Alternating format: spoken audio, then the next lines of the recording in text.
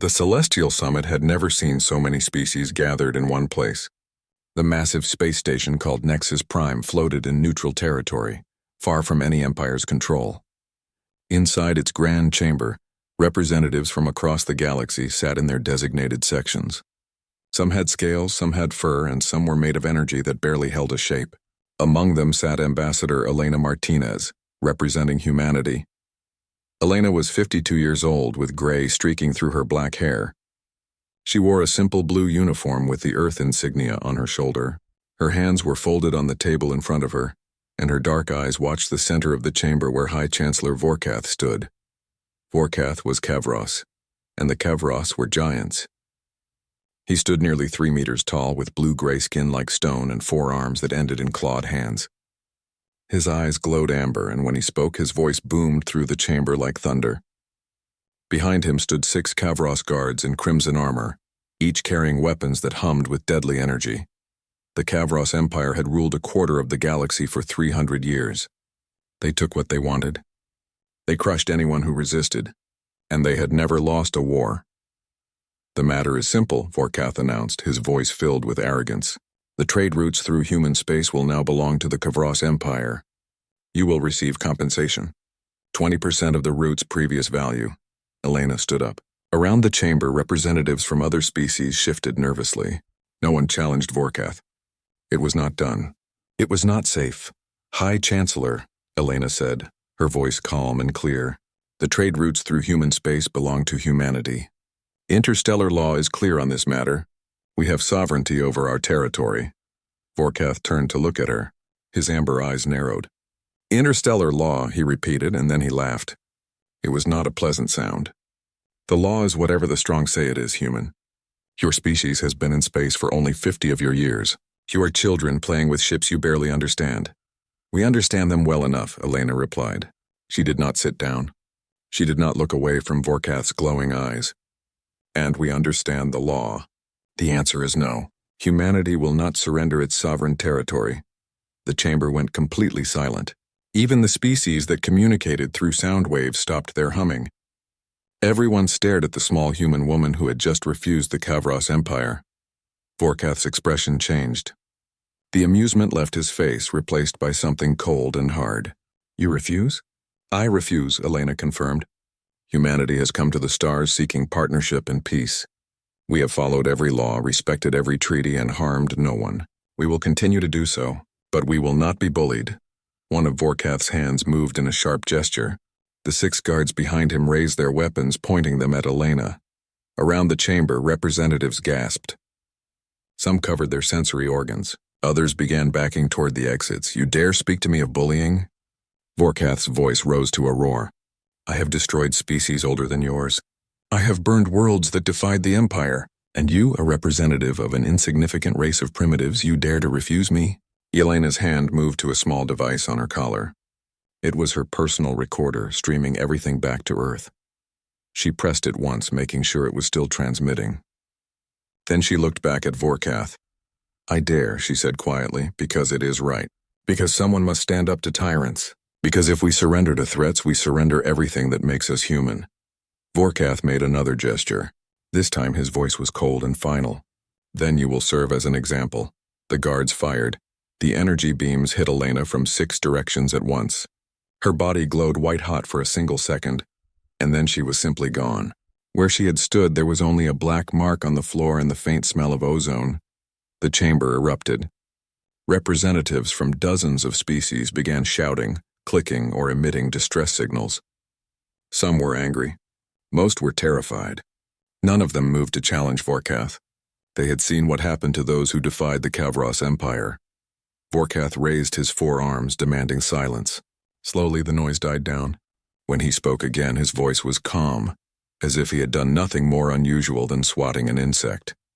"Let this be a lesson," he announced. "The Kavros Empire does not negotiate with those who forget their place. The humans have one of their weeks to submit to our authority. They will surrender their territory, their trade routes, and their military vessels. If they refuse, we will pacify their worlds, every single one." He turned and walked out of the chamber, his guards following behind him. The other representatives sat in stunned silence. Some looked at the black mark where Elena had stood. Others looked at each other, waiting for someone to say something, to do something. No one did. The Kavros Empire was too powerful, too dangerous. It was tragic, yes, but it was the way of things in the galaxy. The strong ruled. The weak obeyed or died. In a small observation booth overlooking the chamber, a junior human attaché named David Chen watched the scene with shaking hands. He had been recording his backup to Elena's personal feed.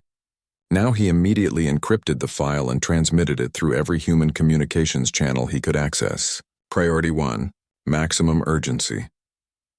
The message would take hours to reach Earth, traveling through the relay stations that connected human space. But it would get there, and when it did, everything would change. On Earth, in the United Terran Council chambers in Geneva, the message arrived in the middle of the night. Alarms blared. Security protocols activated. Within minutes, every council member was being rushed to the emergency bunker beneath the building. President Amara Singh was the first to arrive.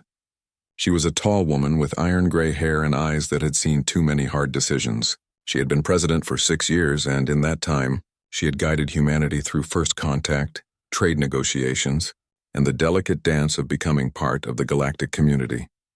The communications officer met her at the entrance to the command center. His face was pale. "Madam President, you need to see this." He played the recording. President Singh watched in silence as Elena Martinez, her friend of 20 years, her former military commander, the woman who had saved her life during the colony wars, stood up to Vorkath. She watched Elena refuse to surrender. She watched Elena speak about what it meant to be human, and she watched Elena die. When the recording ended, the room was absolutely silent.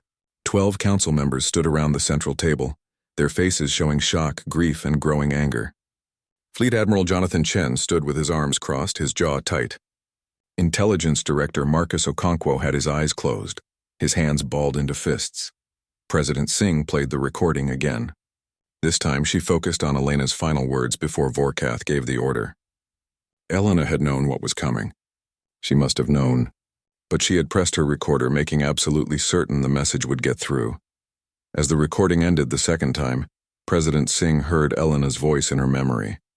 They had served together in the colony wars back when humanity was fighting itself over resources and territory. Elena had been the one to convince Singh that humanity could be better, that they could stop fighting each other and reach for the stars instead. "They think we're weak," Elena's voice had said in that recording, just before the end. "Show them what humans do to tyrants." President Singh looked around the table at her council members. At Fleet Admiral Chen, who had been preparing for this day since humanity first encountered the Kavros. At Director Okonkwo, whose intelligence network had been mapping Kavros systems for years. At Defense Secretary Liu, who had been advocating for increased military readiness despite the costs. "Get me everything," President Singh said quietly. "Every piece of intelligence we have on the Kavros Empire. Every weakness, every vulnerability, every secret we've uncovered. And get me Fleet Admiral Chen's contingency plans." She paused, her voice hardening. "All of them. Including regicide." The room stirred. Regicide was the code name for something that had been discussed only in the most classified settings. Something that most of the council had thought was just a theoretical exercise. A plan that would change everything. "Madam President," one of the junior council members said nervously, "the Kavros Empire has never lost a war. They have 5,000 capital ships. They control hundreds of systems. If we attack them directly, they will destroy us." President Singh looked at the black mark on the floor where her friend had stood, where Elena had died for refusing to surrender humanity's freedom. "Then we won't attack them directly," she said. "Call an emergency session, and someone get me the best we have. I want Wraith Squadron on standby. I want experimental weapons cleared for deployment. And I want someone to find Elena's family. They deserve to hear this from us, not from the news." As the council members scattered to their tasks, President Singh stood alone in the command center, watching the frozen image of Elena Martinez on the screen. Her friend's face was calm, determined, unafraid. "I promise you," President Singh whispered to the image, "they will regret this. Every single one of them." Outside, dawn was breaking over Earth. In homes and apartments and military bases around the world, people were waking up to the news that Ambassador Elena Martinez had been murdered at a peace conference. The emergency session of the United Terran Council lasted 3 days. During those 72 hours, no one left the underground command center in Geneva. Food was brought in. People slept in shifts on uncomfortable chairs. The coffee machines ran constantly, and the air grew stale with stress and exhaustion. On the main screen in the council chamber, a tactical display showed human space, Kavros space, and all the territory in between. Red markers indicated Kavros military bases. Blue markers showed human colonies and defense stations. There were far more red markers than blue ones. Fleet Admiral Jonathan Chen stood at the front of the room, his uniform crisp, despite 3 days without proper sleep. He was 60 years old with steel gray hair cut military short and scars on his hands from his years serving on combat ships. Before him, holographic displays showed fleet positions, weapon capabilities, and casualty projections. The Kavros Empire has 5,000 capital ships, Admiral Chen said, his voice steady and professional. Each one is larger than our biggest carrier.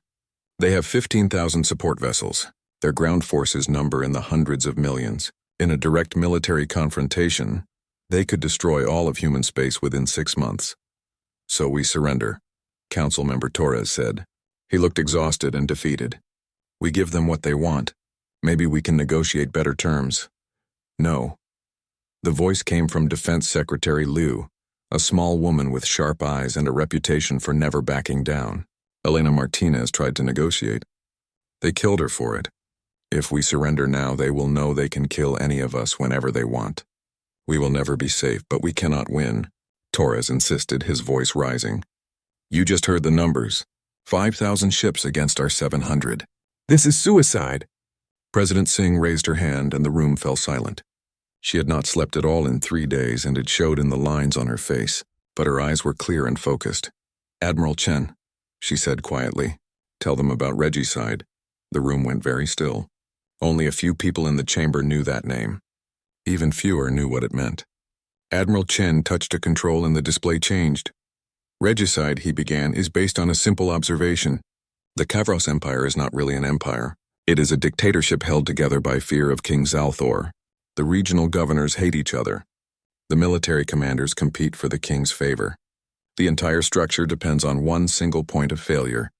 The king, Director Okonkwo said, understanding dawning in his eyes. Exactly.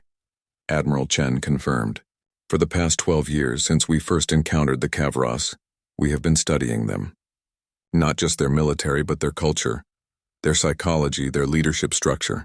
We have mapped every one of their systems. We have identified the location of the royal palace on Kavros Prime, and we have developed the capability to reach it. He brought up a new display. It showed a planet covered in cities, protected by layers of defensive shields and orbital stations. Kavros Prime has never been attacked. Not in 300 years. Their shields have never been breached.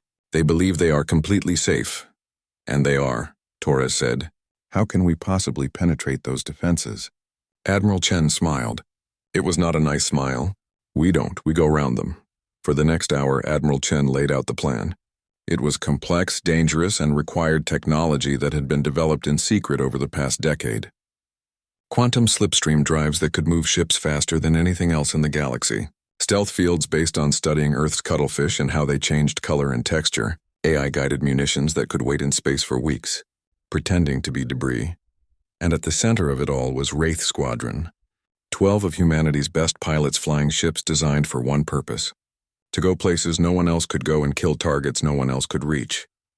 You want to assassinate their king, Council Member Zhao said slowly, during a time of peace. That violates every interstellar law we have sworn to uphold. They murdered our ambassador during a peace conference. Defense Secretary Liu shot back. They started this war. We are simply finishing it. The argument went on for hours. Some council members argued that humanity should be better than the Kavros, should take the moral high ground. Others argued that the moral high ground was worthless if humanity ceased to exist. President Singh listened to all of them, her face showing nothing. Finally, she called for silence. We will vote, she said. But first, I want you all to see something. She brought up a new file on the main screen. It was a video message recorded 20 years ago. A younger Elena Martinez appeared, wearing a military uniform from the colony wars.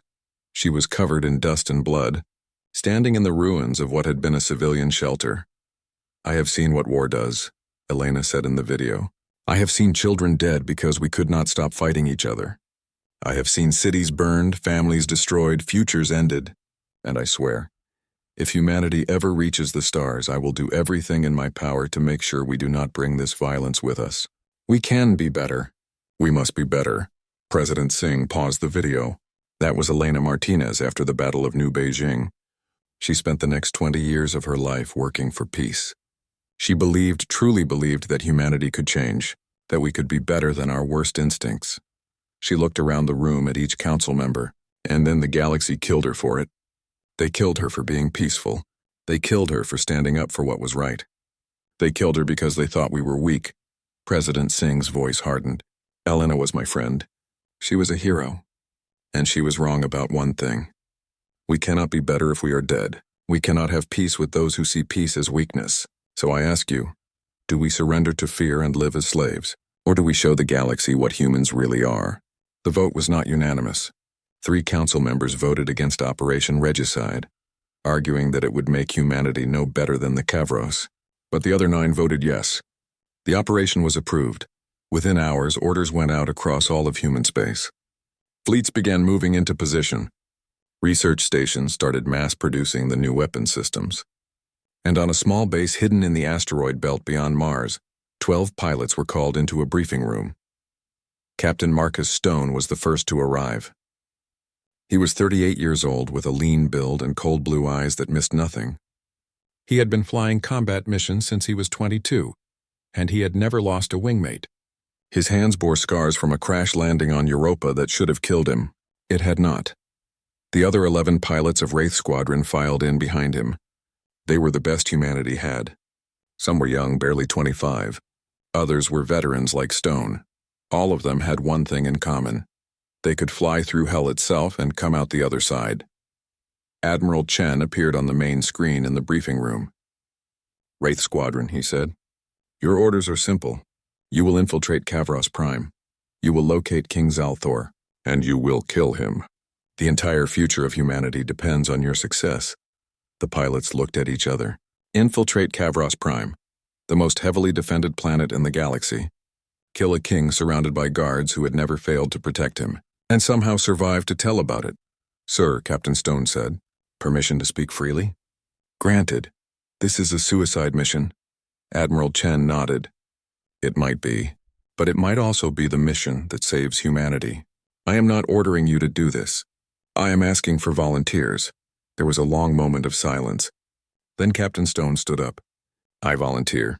One by one, all 11 other pilots stood up. We all volunteer, Lieutenant Sarah Chen said. She was the youngest of them, only 24. But she could fly a ship through gaps that should have been impossible. When do we leave? 48 hours, Admiral Chen said. You will receive full briefing packets with everything we know about Kavros Prime. Study them. Memorize them. Your lives depend on it. As the briefing ended, Captain Stone remained behind. Admiral Chen noticed and opened a private channel. Something on your mind, Captain? Sir, if we succeed, we will have assassinated the leader of another empire. We will be war criminals by every definition. Yes, Admiral Chen agreed. You will be. And you will also be the people who saved humanity from extinction. History will remember you one way or another. You need to decide which matters more to you. Stone thought about that. He thought about Ambassador Martinez, who he had met once during a diplomatic function. She had been kind, asking him about his service, thanking him for his sacrifice. He thought about his younger sister, living on Mars with her 2 children. He thought about all the humans living their lives unaware of how close they were to annihilation. I have already decided, sir, Stone said. History can judge me however it wants. I just want to make sure there are still humans around to write that history.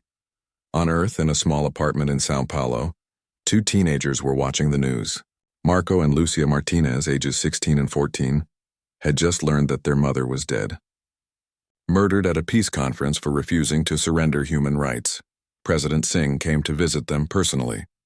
She sat in their small living room and held their hands while they cried. She told them their mother was a hero. She told them humanity would never forget Elena Martinez. What she did not tell them was that she had just ordered an assassination that would either save who the Kavros Military Command Center on Fortress Station 12 was in chaos. Screens showed tactical displays from across the Empire, and every single one showed the same impossible thing. The human fleet had vanished. Supreme Commander Valth stood in the center of the command floor, his forearms crossed in frustration. He was old for a Kavros, nearly 300 years, and he had fought in 67 wars. He had never seen anything like this.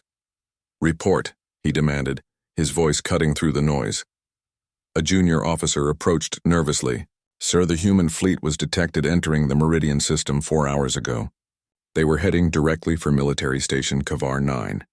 We deployed the 7th and 12th fleets to intercept. But when our ships arrived, the humans were gone." "Gone," Valth repeated. 700 ships do not simply disappear." "They did, sir. All our sensors show empty space. No heat signatures, no engine trails, no quantum disturbances. It is as if they simply ceased to exist." Valth turned to his sensor specialist. "Explain this." The specialist looked scared. Very few things scared a Kavros warrior, but this did. "Sir, we believe the humans have stealth technology far beyond what we expected. Our sensors cannot detect them. We are effectively blind." For the first time in his long military career, Supreme Commander Valth felt something he had not experienced in decades. Uncertainty. The humans should have been easy to defeat. Their ships were smaller, their weapons less powerful, and they had no experience in real galactic warfare. Yet they had disappeared, and the Kavros Empire had no idea where they were or what they were doing. "Recall all fleets to defensive positions," Valth ordered. "Protect our key installations. The humans cannot hide forever. When they attack, we will be ready." But the humans did not attack, not the way Valth expected. Captain Marcus Stone sat in the cockpit of his fighter, the Wraith 1, watching the sensor display with satisfaction. The ship was barely 15 meters long, tiny compared to Kavros vessels, and covered in adaptive stealth plating that made it nearly invisible to conventional sensors. Around him, the other 11 ships of Wraith Squadron floated in the darkness between stars. They were 3 light years from any inhabited system, completely undetectable, waiting for the right moment. "Wraith Squadron, status check," Stone said into his comm system. One by one, the other pilots responded. "All systems green. All pilots ready."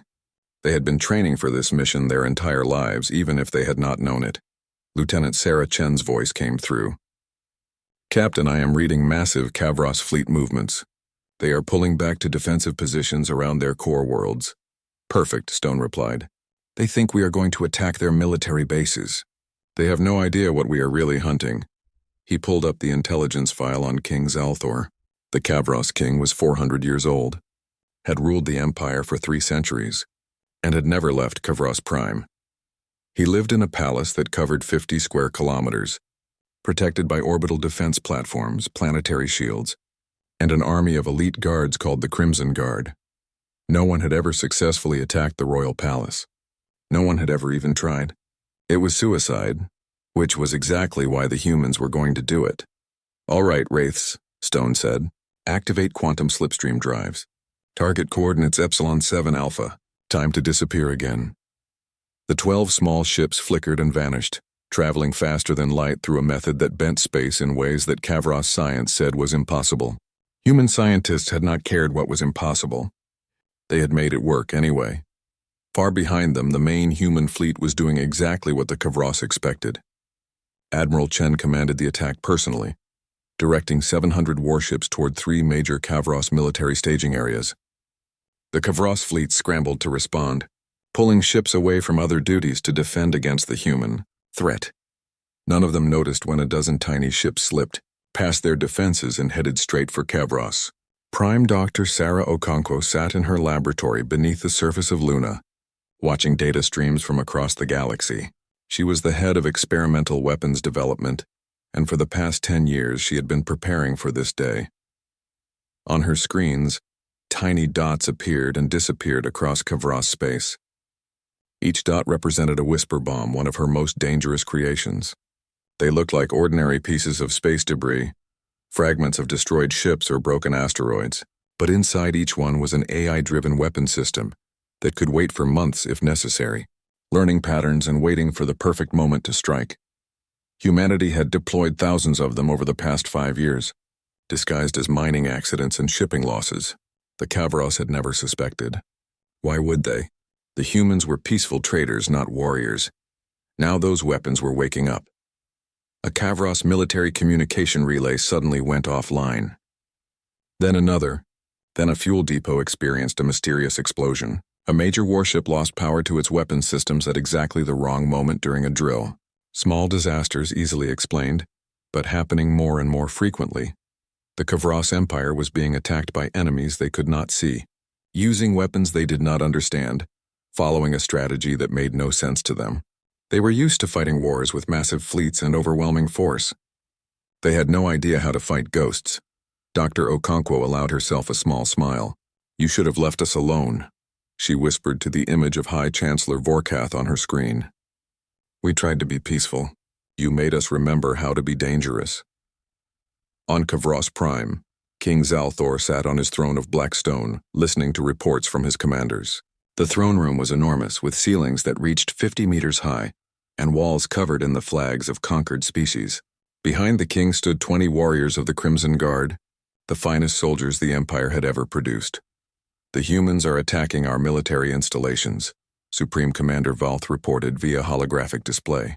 "But their attacks are disorganized. They strike and then flee. We have destroyed 3 of their ships already." King Zalthor nodded slowly. He was massive even by Kavros standards, nearly 4 meters tall with blue-gray skin covered in ritual scars that marked his victories. His eyes glowed bright amber, and when he spoke his voice rumbled like distant thunder. "These humans are insects," he said dismissively. "They buzz around annoying us, but they cannot harm the Empire. Continue the hunt. Destroy their fleet. Then we will move on their worlds and teach them the price of defiance."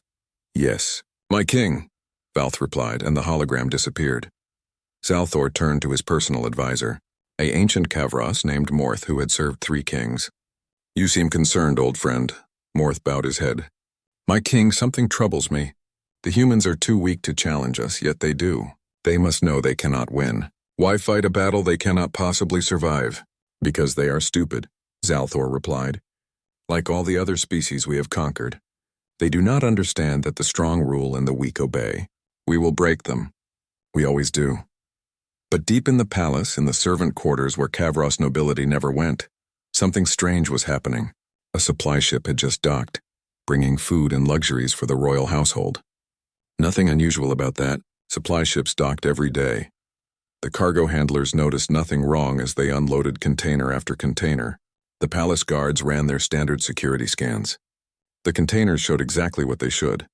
Imported foods, decorative items, entertainment systems. Everything normal. None of their scans could detect the 12 humans hiding inside specially designed compartments in 6 of those containers. The compartments were lined with materials that blocked thermal imaging, life sign detectors, and X-ray scanners. Inside them, the humans lay in suspended animation, their bodies cooled to almost freezing temperatures, their hearts beating only once per minute. Captain Marcus Stone and Wraith Squadron had done the impossible. They had traveled through Kavros space undetected. They had approached Kavros Prime without being seen. They had hidden themselves inside a supply shipment. And now they were inside the royal palace itself. All they had to do now was wake up, get out of the containers, find their way through the most secure building in the galaxy, locate the king, kill him and his guards, and somehow escape. Stone had planned worse missions. Not many, but a few. 6 hours after the supply ship docked, the palace entered its night cycle. Kavros did not need as much sleep as humans, but they did rest. Guards changed shifts. Servants retired to their quarters. And in a storage room deep in the palace, 12 cargo containers began to warm up. Stone's eyes opened slowly. His body was cold, stiff, and his muscles ached from the suspended animation. But he was alive and, according to his implanted sensors inside the palace, he triggered the release mechanism on his container and felt it open with a soft hiss. Around him, the other 11 wraiths were waking up. They moved slowly at first, letting their bodies adjust to normal temperature and function. Each of them wore adaptive camouflage suits that could change color and texture to match their surroundings. Each carried weapons designed to be silent and deadly. Lieutenant Chen was the first to speak, her voice barely a whisper. "Captain, we are inside." Phase 1. Captain Marcus Stone pressed himself flat against the cold stone wall. his adaptive suit shifting to match the texture perfectly. Behind him, Lieutenant Sarah Chen and the rest of Wraith Squadron did the same. Just meters away, 4 Kavros guards walked past, their heavy footsteps echoing through the corridor. The guards were massive, each one carrying weapons that could vaporize a human in seconds. They wore armor that could withstand small explosions. But they were not looking for threats inside the palace. Why would they? No one had ever penetrated this far into Kavros Prime's defenses. Stone waited until the guards turned the corner, then signaled his team forward.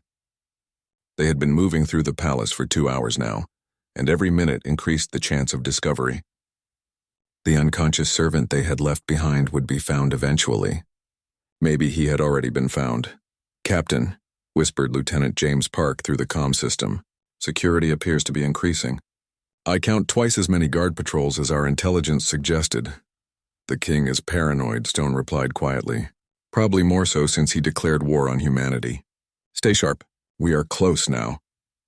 They moved through what appeared to be a servant's passage, narrow and undecorated compared to the grand corridors where Kavros nobility walked.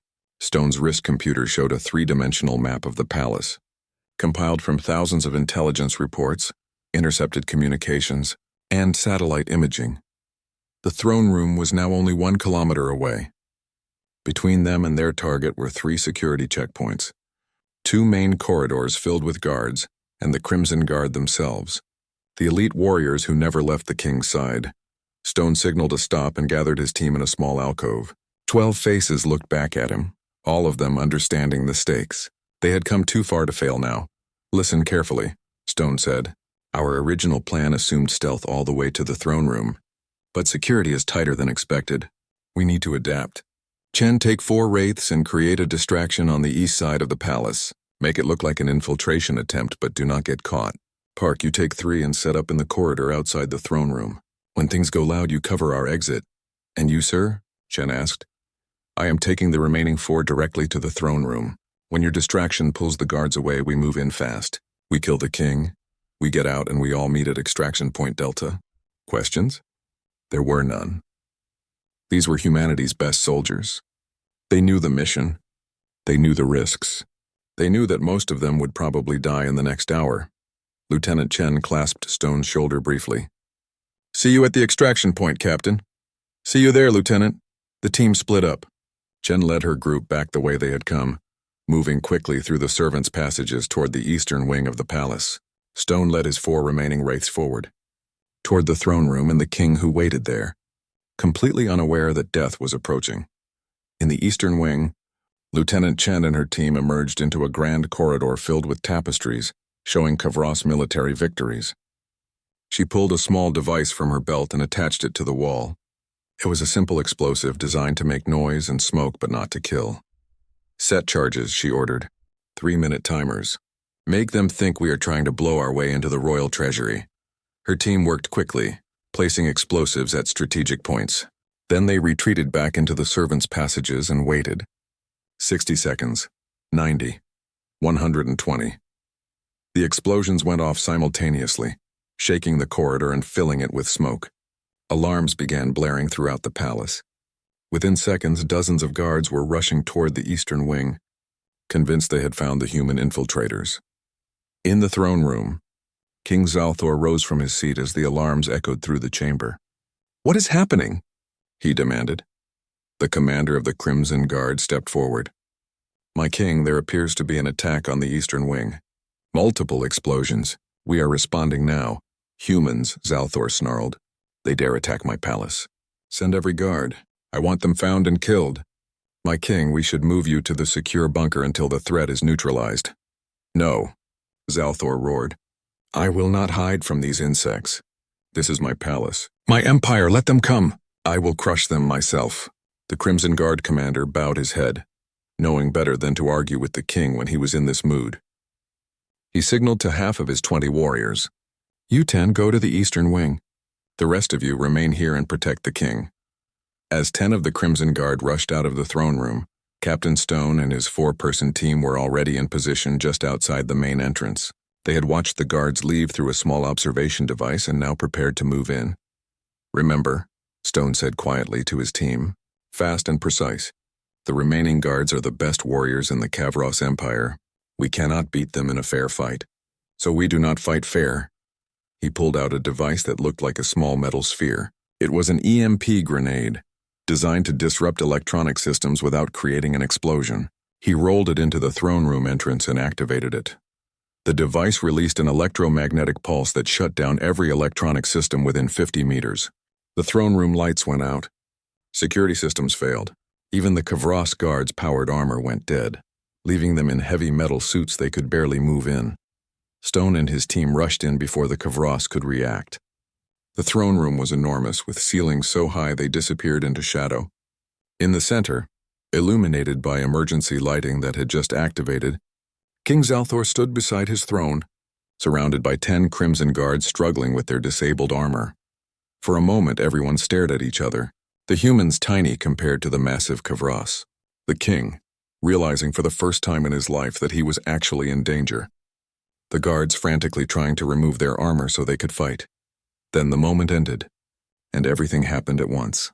Stone fired first, his plasma rifle burning through the chest of the nearest guard. The Kavros warrior fell with a roar that shook the chamber. The other humans opened fire, their weapons carefully aimed, each shot precise and lethal. But the Crimson Guard were not called elite for nothing. Even without their armor, even caught by surprise, they were deadly warriors. One of them grabbed a ceremonial spear from the wall and threw it with incredible force. The spear punched through Specialist Davis's shoulder, pinning him to a pillar. Another guard charged forward with a roar, moving faster than something that large should be able to move. Specialist Torres tried to dodge but was not quick enough. The Kavros grabbed her and threw her across the room. She hit the wall hard and did not get up. Stone kept firing, moving constantly, never staying in one place. These were not ordinary Kavros soldiers. These were warriors who had trained their entire lives for combat. He could not give them any opening. Beside him, Corporal Martinez threw a knife that buried itself in a guard's eye. The Kavros screamed and fell. Sergeant Kim fired a burst that took down another. But there were still 6 guards standing. And now they had torn off their dead armor and were armed with weapons from the walls. King Zalthor watched the battle from beside his throne, his amber eyes blazing with fury. He grabbed a massive sword from a display, a blade that was taller than any of the humans. "You dare," he roared. "You dare attack me in my own palace." Stone turned his weapon toward the king, but one of the Crimson Guard threw himself in front of Zalthor, taking the plasma burst meant for his ruler. The guard fell, but he had bought his king time. The battle raged for 30 seconds that felt like hours. The humans fought with every trick they had learned, using speed and tactics to compensate for their smaller size. They threw flash grenades that blinded the Kavros. They used the throne room's pillars and decorations as cover. They fought like demons, never giving the guards a moment to coordinate. Slowly, the Crimson Guard fell. One by one, the greatest warriors in the Kavros Empire died defending their king. Specialist Davis, despite his wounded shoulder, killed 2 guards with carefully placed shots. Sergeant Kim engaged one in close combat, using martial arts techniques that let him use the guard's own size against him. And then there were none. 10 Crimson Guards lay dead or dying on the throne room floor. Specialist Torres was unconscious against the wall. Davis was wounded but alive. And Stone, Kim, and Martinez stood facing King Zalthor. The king held his massive sword in a 2-handed grip. His eyes moved from one human to another, calculating his chances. He was old but still strong. He had ruled through strength for 300 years. He had killed hundreds of enemies in personal combat. But he had never faced anything like these humans. They did not fight with honor or tradition. They fought to win, using every advantage they could find, showing no mercy and accepting no surrender. "You cannot kill me," Zalthor said, his voice steady despite his situation. "I am king of the Kavros Empire. If you kill me, the Empire will hunt humanity to extinction. Every human world will burn. Every human child will die. Is that what you want?" Stone kept his weapon trained on the king's chest. "You already promised to do that. You murdered our ambassador when she asked for peace. You gave us a week to surrender or face extinction. You started this war." "I can stop it," Zalthor said quickly. "I can call off the fleets.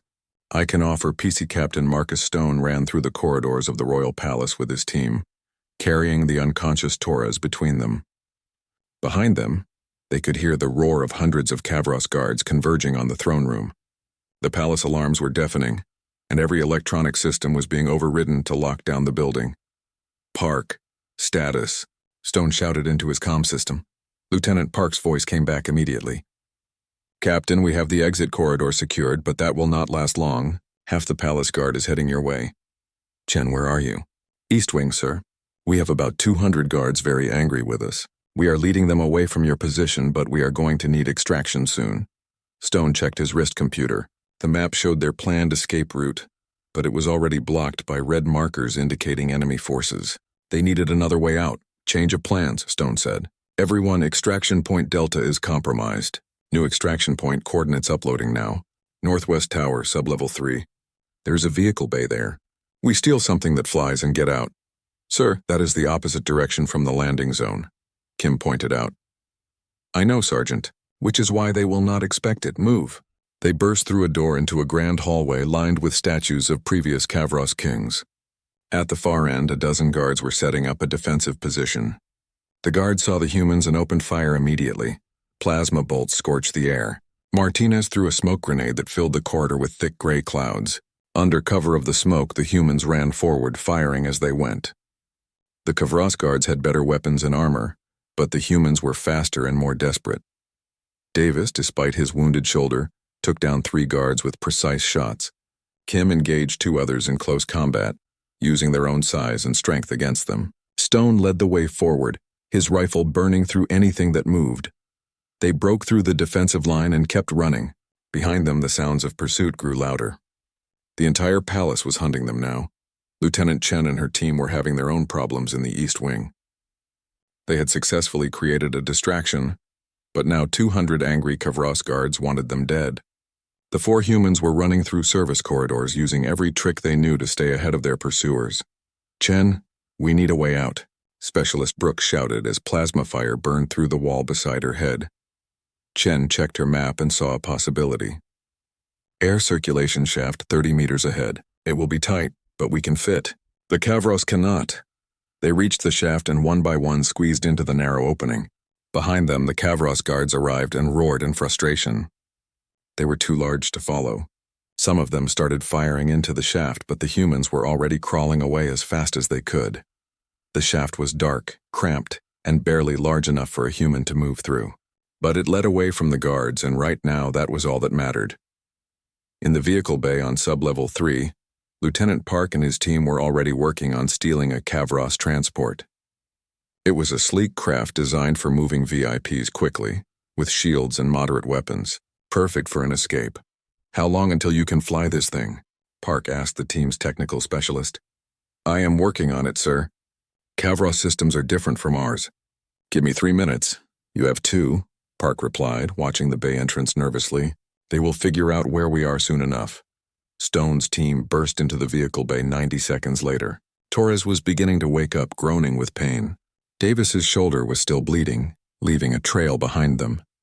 But they were alive, and they had completed their mission. "Status?" Stone demanded. "Transport is almost ready, Captain," Park reported. "Chen and her team?" "Still inbound." "We wait for them." They did not have to wait long. Chen and her 3 wraiths emerged from an access tunnel, covered in dirt and bruises but very much alive. All 12 members of Wraith Squadron were together again. "Everyone on board," Stone ordered. "We are leaving now." They piled into the stolen transport just as Kavros guards began flooding into the vehicle bay. The transport's engines roared to life and the craft lifted off the deck. The guards opened fire, plasma bolts splashing against the shields. The transport's weapons returned fire as it accelerated toward the bay's exit. The massive doors were closing, trying to trap them inside. But the human pilot pushed the engines to maximum, and the transport shot through the narrowing gap with meters to spare. They burst out into the night sky of Kavros Prime. The planet's capital city spread out below them, billions of lights in the darkness. And all around them, automated defense systems were coming online, targeting the stolen transport. "This is going to get rough," the pilot shouted. The transport twisted and turned through a storm of weapons fire. The shields held, but barely. Stone moved to the communication station and began recording. "This message is for the entire Kavros Empire and the galaxy beyond," he said, his voice cold and clear. "I am Captain Marcus Stone of the United Terran Forces. 30 minutes ago, my team infiltrated the royal palace on Kavros Prime. We killed King Zalthor. The tyrant who murdered Ambassador Elena Martinez is dead. He uploaded video footage from his suit recorder, showing the throne room battle and the king's death. Then he continued, "Let this be a lesson to every empire, every power, every species in this galaxy. Humanity came to the stars seeking peace. We offered diplomacy. We respected your laws. We tried to be partners, not conquerors. And when our ambassador spoke truth to power at a peace conference, the Kavros Empire murdered her." The transport shook as a missile exploded nearby. Stone kept talking. "We are a young species and we know we have much to learn. But do not mistake our desire for peace as weakness. Humanity has spent 10,000 years at war with itself. We know every brutal lesson about conflict that exists. We hoped we had left that darkness behind when we reached the stars. The Kavros Empire brought it back." Another explosion, closer this time. The shields were failing, but they were almost to the upper atmosphere now, almost to where their stealth ship waited in orbit. "This is our warning to the galaxy," Stone concluded. "Leave humanity in peace and we will be peaceful.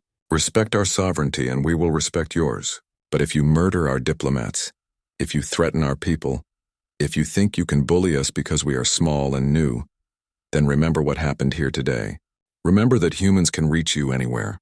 Remember that no throne room is safe, no king untouchable. Remember that we are very good at killing things when we need to be." He ended the transmission and looked at his team. They were battered, exhausted, and 2 of them were seriously wounded. But they had done it.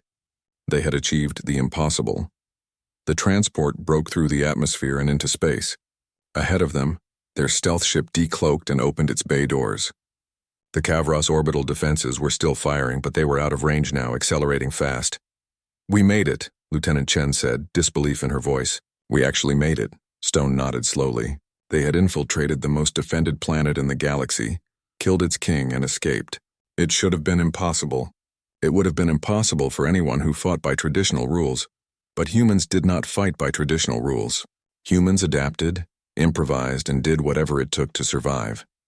The transmission from Captain Stone spread across the galaxy at the speed of light, carried by thousands of relay stations.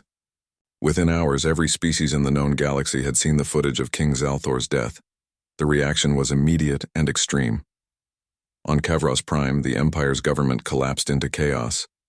Regional governors immediately began fighting each other for control. Military commanders pulled their fleets back to protect their own territories. The iron grip of fear that had held the Empire together for 3 centuries shattered in a single day. In the Galactic Council chambers on Nexus Prime, representatives from hundreds of species watched the transmission in stunned silence. The species that had been too afraid to speak up when Ambassador Martinez was murdered now understood something terrifying. The humans were not weak. They were simply patient. And when pushed, they were absolutely deadly. On Earth, President Amara Singh stood in the command center, watching the same transmission. Around her, the council members were celebrating. They had struck back at the empire that killed their ambassador. They had proven humanity was not helpless. But Singh did not celebrate. She had made the call to authorize Operation Regicide, and now she had to live with what that meant. Humanity had just assassinated a foreign leader. They had proven themselves capable of striking anywhere, killing anyone. The galaxy would never see humans as peaceful again. "Madam President," Admiral Chen said, approaching her, "Wraith Squadron has made it to the rendezvous point. They are on their way home. 2 wounded but all alive. The mission was a complete success." Singh nodded slowly. "A success," she repeated. "Yes, I suppose it was." "You seem troubled." "Admiral, we sent 12 people to kill a king. We succeeded.